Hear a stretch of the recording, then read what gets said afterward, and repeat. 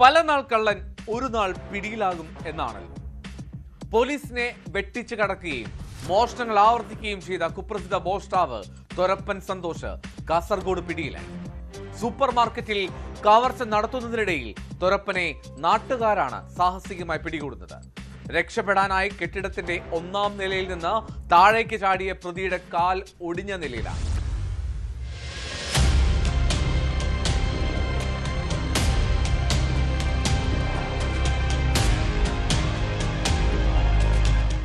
മേൽപ്പറമ്പിലെ hyper മാർക്കറ്റിൽ കവർച്ച നടത്തുന്നതിനിടെയാണ് തൊരപ്പനെ നാട്ടുകാർ അതിസാഹസികമായി പിടികൂടിയത്.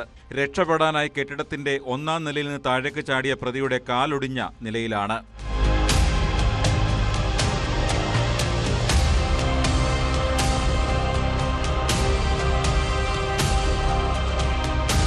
നിരവധി കവർച്ചാ കേസുകളിൽ പ്രതിയായ തൊരപ്പൻ സന്തോഷ് കുടിയാൻമല പോലീസ് സ്റ്റേഷൻ പരിധിയിലെ പുലിക്കുരമ്പ സ്വദേശിയാണ്.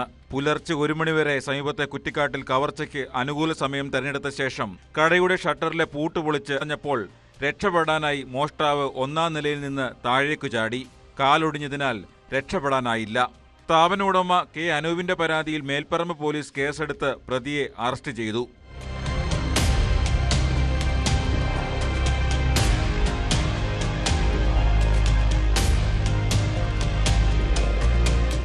ന്യൂസ് 18 കാസർഗോഡ്.